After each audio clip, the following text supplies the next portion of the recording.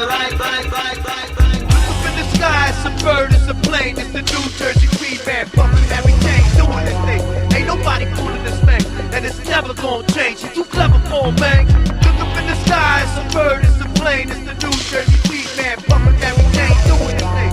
Ain't nobody fooling this man. He's too clever for him, man, and it's never gonna change.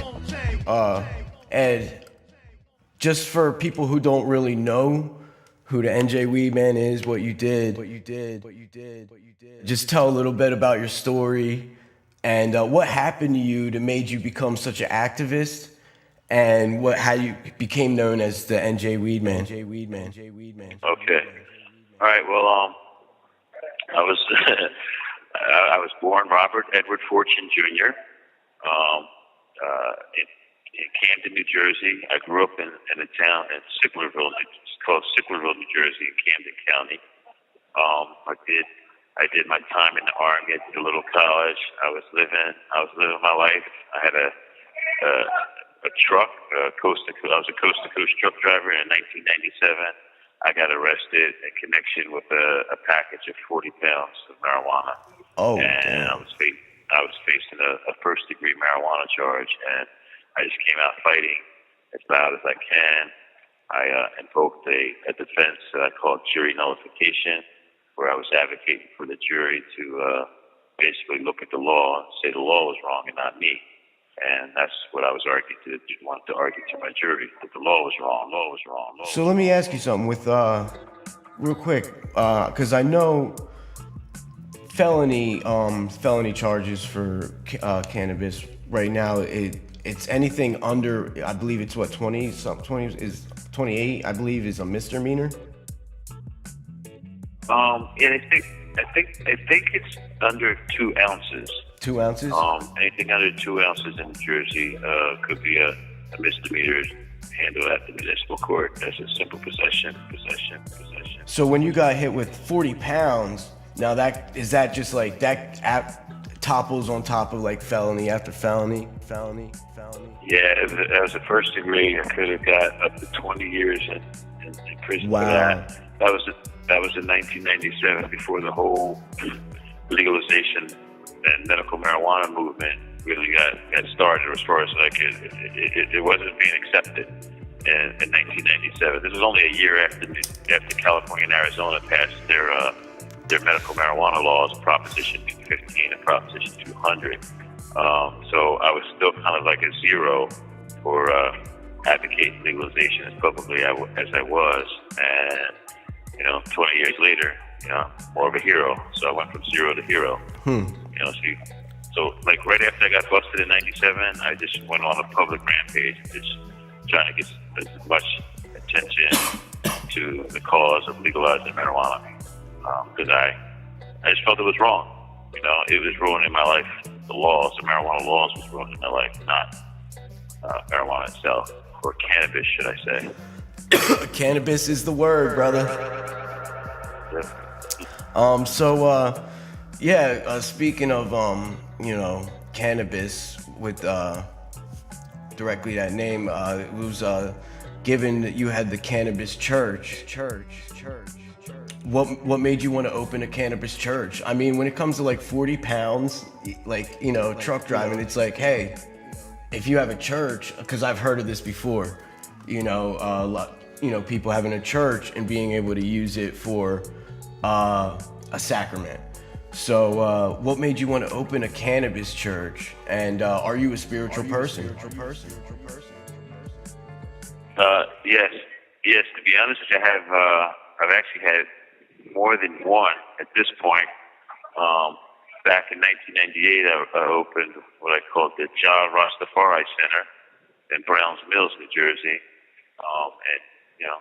It was basically my house, my garage that I turned into a temple. And the police never bothered me there, even though they knew about it. They thought it was a scheme to somehow render my church tax-free, render my house tax-free. They thought I was trying to, somehow use calling myself a church and a temple as a way of avoiding taxes, but that wasn't it. I just wanted a little legal protection in case I was ever busted at the house and I was using sacrament. And then me and a guy named Pat Duff in California, we opened the Liberty Bell Temple, #1, on Hyperion Boulevard, Los Angeles. And that was the Liberty Bell. The name comes from a series of protests that we did at the Liberty Bell in Philadelphia. You can Google the smokeouts, the Liberty Bell smokeouts. Put my name in it. I think I saw some of those videos because I did see a video where you were being arrested by a cop and you were blowing smoke in his face. Exactly. What we were doing, you sound like you're getting down now. Yeah, man, and I'm getting down for you too, brother. Definitely putting it up in the air a little bit for you, man, and definitely. Well, you can definitely say that you were smoking with the Weedman last night or tonight. I hope you get yours. Yeah. Man. Yeah. Well, that protest, what we did was every Saturday. Well, no, one Saturday a month, the third Saturday of the month, actually, at 4:20, we would say a prayer and partake at the Liberty Bell Independence Mall in Philadelphia. And we ended up we did get a couple tickets, got arrested a couple times. That video you saw was December of 2003, and we were partaking, and the police tried to stop me from smoking, and at some point I refused to give them the joint, ended up eating the joint, and I actually got charged with destruction of evidence for that. No and ultimately I actually won that particular charge that day because I argued to the judge that I didn't destroy anything, that I consumed it. I was consuming it with one method by smoking it. And then the police officers came and were being rude and tried to take it. So I had to switch methods from smoking it to eating it. And the judge thought it was funny. The prosecutor didn't have an answer for that, so the judge threw out that charge. Wow, that's awesome. Yeah, but the Liberty Bell Temple, those protests were designed to try to we were trying to establish a religious exemption legally through the courts, through the Court of Appeals. When you have cases that go through the courts, when it reaches a high enough court, rulings become basically law. So we were trying to get a religious exemption, and we didn't quite do it because we didn't have the resources behind us that we thought we did. And but out of that, in commemoration, that's why we first named the first temple out in Los Angeles, Liberty Bell Temple. And then at some point we split up. We had two, one on Hollywood Boulevard. Liberty Bell Temple 2 was the one I founded and ran by myself. And then I left California and moved back to New Jersey. This one here in Trenton, New Jersey, I called it the Liberty Bell Temple 3. And right next door was also a building that was empty. It was a restaurant. So we got the restaurant too. Oh, no kidding. So which we called NJ Weedman's Joint. Got you, right. Debbie and I opened that. And that's the source of my imprisonment now, because I read the city ordinance. The city ordinance said I could stay open until 2. So I did, and the police officers didn't like it. They kept bothering me and harassing me for staying open after 11 o'clock. There's a city ordinance in the city of Trenton that says that all businesses have to close at 11 o'clock. But it also says in a residential zone. Since I wasn't in a residential zone, I knew it didn't apply to me, so I refused to close at 11, which has got me into a big pissing contest with the police department. And they just, they were the Goliath of government. I was the David of Weed, and they kind of beat me up a little bit, kept arresting me, kept giving me tickets. Oh, yeah, man, definitely. You were pissing them off for real. And it was it's almost like a smack in the face having the place right across from the Capitol buildings and stuff like that. So it just seemed like it was almost there was going to be some kind of vendetta. Yeah, I actually anticipated getting maybe some tickets, maybe an argument, and I would argue it in court. But they escalated it to the point that being harassed. They openly harassed. Police cars sitting in front of the place. Police officers following people from the place. You have 60 seconds left on this call. And the funny thing about that was, not only was it the restaurant, it was the church. The Liberty Bell was listed as a cannabis temple, and I actually felt that you can't tell church what time they can and cannot close. Exactly. So I had that argument too. I filed a lawsuit, which did nothing but generate way more retaliation. I'll call you right back.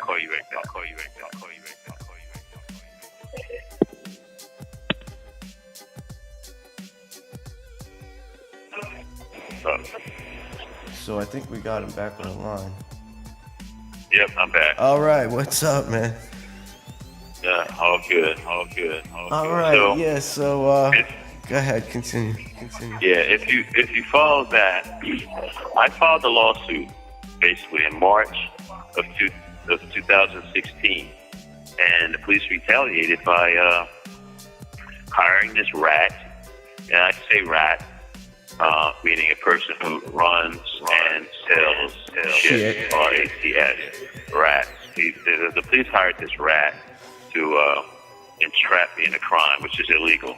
I don't know if people understand that the police have the power to arrest somebody for committing a crime. They have the power to prevent crime. They have the power to help prosecute a crime. They're not empowered to create a crime. And that's what they did. The police sent this rat to my place with money and was getting him to try to entice me to sell him marijuana, which I opened this place across the street from City Hall. I was not selling marijuana across the street from City Hall. Yes, I was smoking weed. I always have weed. I call myself the New Jersey Weedman. I'd be embarrassed if someone found me and I had no weed. Exactly, and not only that, you're in a cannabis church with people there who are all going to have, everyone there is going to have, cannabis on them. And they're all going to be wanting to help someone else out with some cannabis. Yep, exactly. And I'm not the New Jersey weedless man, so at some point, this person got help with the sacrament that he was asking for, and turns out he was a slimy con man, fraud type person. He created a few things. He helped the police create this phony entrapment case against me, and that actually happened. The arrest was on April 27th, 2016. Exactly 2 years ago today. You Google Weedman arrested. Right, I think you were saying that. That's incredible, man. So that's it. I see it. Well, you know what? That gets on. Sometimes it's like I see these things as like synchronicities and signs. And that's what I was asking about, like being spiritual. And you said, this sacrament. What's your opinion about cannabis and how it can it be a sacrament? Like what makes you think that it's it should be used as just like wine is used in a church? How is cannabis, and what's your take on that? Well, the natural use of cannabis, I think, is spiritual in itself. To naturally medicate is spiritual. It helps you get to that point where your consciousness is at peace with itself. I mean, there's plenty of times when I'm angry at the world or angry at somebody or riled up about something, and in secular terms, that would mean that maybe marijuana is good for relaxing a person. But in spiritual terms, it's, this is when you're getting into yourself. This is when you're getting self-control of yourself. Becoming one, and that's there's better ways to explain this, but I don't know. It's one of those things that to each his own. Right. And to use marijuana in a way where you're, like I said, one with yourself. You can get spiritual. You can get quiet. You can. This is your way of reaching your inner self, or is your higher power, whoever you call your God, if you have a God, this is, cannabis is definitely truly a way that you can reach out and speak to him or her. So we had this place, where we were encouraging people to come, to partake, to share, maybe have some food, some relax. It was a place to meet other people. We invited all medical marijuana patients in New Jersey to come there, and I think it was working.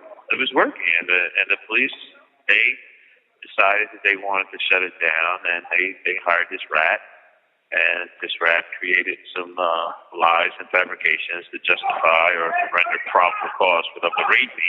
And when they raided me, they found a little bit of marijuana, and they lied in the paper, said it was $19,000 worth, and we were selling marijuana there, which is all lies. And I wanted a trial. I still want a trial. That was 2 years ago. They have done not one single thing. It's not been one. There's not been any hearing, anything on that. I'm sorry to hear that, but what brother. But what the police did do is, because I complained about the rat, I knew who the rat was. I posted him on Facebook. Yeah, and you could see that on your website too. Yeah, it's all that stuff is there. Anything you put on the internet doesn't go away. Anything I put on my Facebook page doesn't go away. Anybody who Googles the term "who is Weedman's rat," it will pop up this person. And I thought that was part of the legal strategy. My lawyer at the time, Edward Hayburn, we came up with. We were going to out the rat. We were going to fight the police and the county's attempts to conceal the name of the rat. I have a right to face my accuser. I have a right to defend myself. I have a right to prepare a defense, and I needed to know the name of the rat. So I put out information on my social media network asking who is the rat, and I got all kinds of information came in. I basically had an open, online, on-air investigation, and it resulted in plenty of facts that I also posted online. So anybody can look online and you can see, who is Weedman's rat, see the things that I posted, and those things that I posted were, which I consider, most people would consider free speech. There's no threats. There's no nothing other than the fact that I'm confirming who my rat was and warning other people that this person helps create false charges against people. I informed people that, and the government charged me with witness tampering and locked me up. And I've been locked up now for, at this point, 14 months. It'll be 15 months in a few days. For 15 months, for exercising free speech, for posting on Facebook, for filing a lawsuit against the rat. So that's the witness tampering is basically, can you explain that a little bit? Like, what is, how is that being applied? Well, if you Google the term witness tampering, the statute in New Jersey, it says that you engage in witness tampering if you attempt to get somebody, or you do something that could make somebody testify falsely, abstain from falsely, obstruct them from testifying, or ask them to evade service of a subpoena, or to obstruct them by not appearing in court. And nothing I did falls under that statute. Under that, nothing I did. I never even talked to the dude, telling him, like, don't do this, don't do that, don't do this. I never said any of those things. If you look at, you can see exactly what I posted online. My lawyer filed a lawsuit against him, and actually a bunch of police officers too. And I served it. I served it. I sent it to the rat. I sent it to him, certified mail and regular mail. I put a couple comments on it about what a piece of shit he was, or whatever it was I put on there. But no threats, no nothing. And that's what I got charged with. And I think it's a ridiculous charge. If I wasn't in jail for last year, I'd laugh about it, say how weak case it was. But the state had to be vindictive and lock me up for it with no bail. So what are like the penalties for like witness tampering? Like what are you looking at? Well, at first, last year, on March 3rd, what I was charged with was 2 counts of witness tampering. A third-degree witness tampering charge, which could be up to 5 years, and a second-degree witness tampering charge, which is up to 10 years. Like, police officers do a lot. They overcharge you, so they hit you with both charges. So that would leave me with an exposure of 15 years in jail. But because I've been to prison before, 15 years ago I went to prison, 20 years ago almost, I went to prison. In 2018 years ago, I went to prison. That counts against me also, that I've been to prison before. So what they can do is ask for an extended term if I was convicted up to half the time. So 15, and half that is 17 to 7.5, which means my exposure at trial was 22.5 years. In November of 2017, I went to trial on this, and at trial, I got found not guilty. All 12 people found me not guilty of the second-degree charge, so that was good. That was the 10-year sentence went away. But I'm still facing now 5 years because the jury was hung on the third-degree charge. And amazingly, even after I got found not guilty of the second-degree charge, hung 11-1 on the third-degree charge, when I asked to be released, the judge still said no. So there's going to be a retrial next month in May of 2018. In fact, May 7th, we start picking juries, and we expect on May 15th to have. That's funny. I got jury duty coming up. I got to look at it. I just got jury duty, like for the 6th time. Wow. That's funny. Well, I'll look at that. I tell people all the time. I tell people all the time to go. If anybody ever heard this video and you got picked on my jury, you wouldn't be allowed to do it. But everybody in this area already knows me, so just saying you know me is no big deal. But I tell people all the time anyway. There's a concept called jury nullification.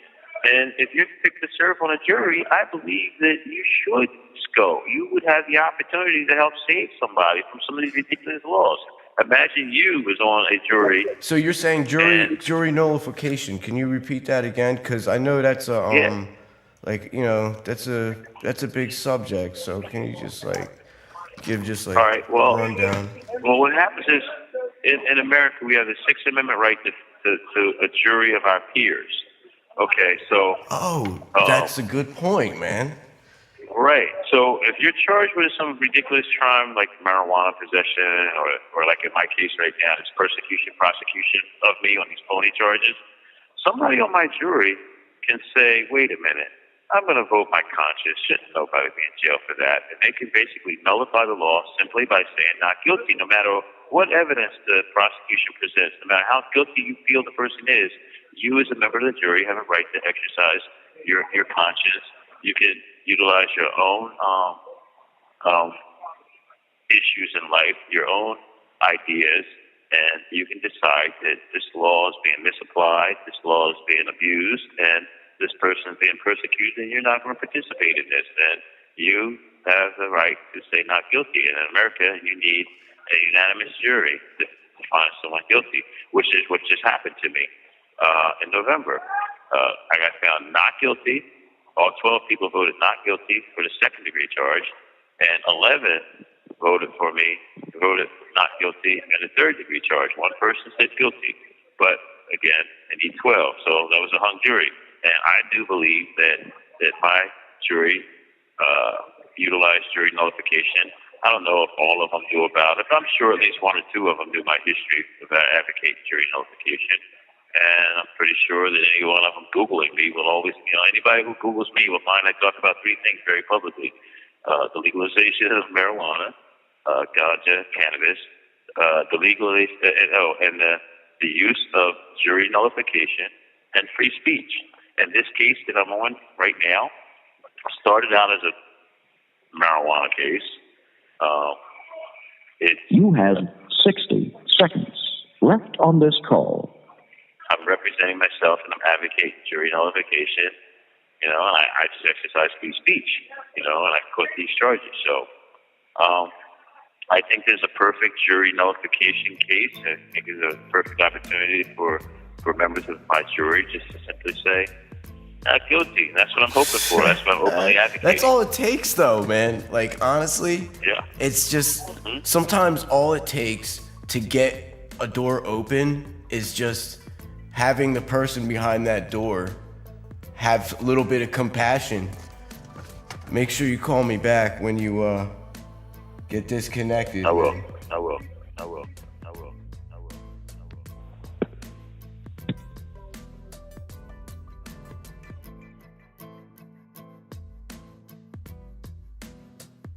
Okay, I'm back. Yeah, even as a member of a later jury, I mean, who knows what the case can be about? I mean, I always say, hey, if the person didn't hurt nobody, let them go. If there's really no victim, there should be no crime. Let them go. And that would apply to just about all drug laws. That's how I look at it. So what's your opinion about, cannabis becoming legal? I think, I'm not sure, I haven't kept up, but I think on the 21st, there was just another meeting they had to discuss the recreational use of cannabis in New Jersey. Recreational seems to be coming. The new governor is down with it, is running into a little bit of opposition, but basically I think it's coming. They're going to figure out a way. I think, obviously, the way I think, they should just make it totally legal. Have grow operations, be allowed to grow your own, job protection, expungement of charges, old charges, marijuana charges, things like that, from your record. But obviously, there's resistance to a lot of those things. But the legalization is coming. What form we'll actually get to, I'm not sure. I'm really, really upset that I've been fighting openly for the legalization of cannabis for the last 20 years, and here it is when it seems like the very end, the 11th hour. I'm in jail, and I'm not able to participate in some of these meetings and committee hearings and state assembly hearings that are going on where they're looking for the public's help. I think legalization is still going to come, but I wish I could be participating. Hopefully, my jury will find me not guilty next month, and next month I'll be free. And I will definitely join the battle again for a little while for legalization. But I think, really, I'm thinking the battle is won here. I really think that when I get out, my fire and desire as far as legalization will probably be over because legalization is here. It's pretty much here. It's like the way they have it in, California. May 7th, I'll just be getting back from I'm visiting a buddy in Sacramento, and he actually has a grow spot. He grows out in California, and we're visiting the Cannabis Cup in Sacramento. So I'll give a shout out, out there. Let them know about the NJ Weedman. Well, I have a pretty good internet following. There are going to be people in Sacramento who know who I am too. So sure. Definitely smoke one up. Give a shout out to me from there. Definitely if you're at a Cannabis Cup in Sacramento, they're gonna be coming here, bro. Yeah. Well, somehow, maybe one of them Sacramento buds will be waiting for me in New Jersey when I get out. How about let me ask you a question. Do you do dabs? I have. I mean, I was in California in 2006 when they seemed like the dab craze started out there. It seems like it didn't start here on the East Coast until almost 10 years later, maybe 2015 or so. That's how it seems to go with a lot of stuff. But you know what? With dabs, once in a while I might take a little toke. But to be honest with you, I learned real quick that it's too much for me. Like even with drinking beer. Like I'm a beer drinker. I'll have a couple of beers. I don't drink hard liquor. Hard liquor is just too much for me, so I drink beer. Same thing with weed and dabs and the concentrates. I smoke weed every day, but the concentrates once in a while, the dabs, hash. Most of the time it's just too much for me. I don't know why. I call myself the weed man. Like I said, I'll smoke every day. But I don't get into all the heavy concentrates. Yeah, well, some of it's because I was out in California, and you know, even the edibles, having it concentrated. There's like the medical edibles, and then there's just the recreational. Like there's still a section that you need a medical license to get in the cannabis dispensaries in California. You know, so some of that stuff will just put you on your ass, man. Right. Well, like I said, I had a dispensary for a couple years, and we used to sell them and everything. You know, whether it was edibles or drinks or hash and dabs, and I don't know. Like I said, I don't see nothing wrong with other people doing it. I just don't do many. Don't do many. Matter of fact, it's a good video to watch. Go to YouTube and Google or do a YouTube search on Liberty Bell Temple promo with Weedmobile. Put that there. Liberty Bell Temple. Yeah, Liberty Bell Temple, promo. And there'll be a good video there. You watch that video and you'll see, I'm displaying all kinds of weed and that. I don't think I have dabs. I do have hash. Let's show hash in that video. And that's ultimately what I wanted to do here in New Jersey. But right now I wasn't at that point, and the laws aren't at that point yet. Right. Well, you basically almost, in a sense, had, the first cannabis / restaurant maybe in Jersey, in a sense, with the joint. What are your plans to reopen when you get out? What are your plans for the joint? We do plan on reopening. So like I said, I'm thinking I'll be out by the end of May, the middle of May. But jury should come back with a not guilty. And I'd say it'd probably take a month before we could get open, but I want to have a FTPP grand opening party, and that FTPP stands for Fuck the Police and Prosecutor Party, grand reopening party. This is how it all started with me being open at my hours of operation. And again, I think the business is perfectly legal, and I have no problem reopening it. Yeah, I mean, not only that, if it's going to become legal, it's going to be, pretty profitable right here, especially if it's, it seemed like it had a lot of vegetarian options, and it just the sense of cannabis being understood as something more medical and organic. Yeah. Well, I think it was a good model. A model that, if we are successful, franchising or doing other ones, I think it's a model that other people are going to adopt, unfortunately. And I say unfortunately because I'm in jail right now. I'm sure there are people looking at my model and trying to dupe it. But, there will be, I think that this plan, this having these cannabis temples or a restaurant that's dedicated to cannabis smokers is something that's going to happen in the future. It's going to be a model. There's definitely going to be a market for it, a business plan that could be successful. I think a little bit of backing and a little bit of support from the cannabis consuming community of America, and I could become the Ray Kroc of marijuana. Yeah. I saw you. The joint was on Vice. That was pretty cool, man. Yes. And they were interested in the original marijuana charge, and which I ultimately went to jail for calling the rat who created that charge a rat. But I think they may be interested once we reopen. I was, at the same time, I was trying to do like a reality show there too. If you Google 420 reality show in Trenton, New Jersey, it'll pop up. Yeah, you're in front of your computer right now? Yes, I am. Yeah. Google 420 reality show nightmare, because that's what it turned into. But that's what I was trying to do. TV show nightmare, huh? Yeah. Well, the police started harassing me about being open there for 11. Oh, I got you. Wow. You know, like I was filming a reality show and the police came.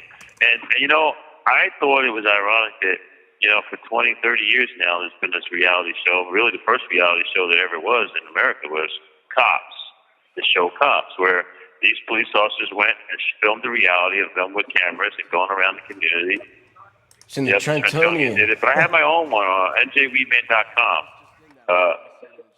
Yeah, I was just in that one. Now I see it in the Trentonian filming reality TV show at a restaurant in Trenton. Yep. Yeah, you watch those videos, and that's what one of the things the police got mad at me for, because I started videotaping them as part of my reality show when they were coming into my restaurant, coming into my temple and harassing me. Wow, that's awesome. Well, maybe you can continue to, to continue to film the reality TV show. That's exactly what we plan on doing. That'd be great. You know? All right. Well, you know what, Ed? It was good talking to you, man.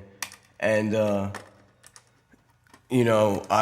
job bless, and I hope the best for you and everything. All right, thank you. I hope, I hope people show up too, because trials are public.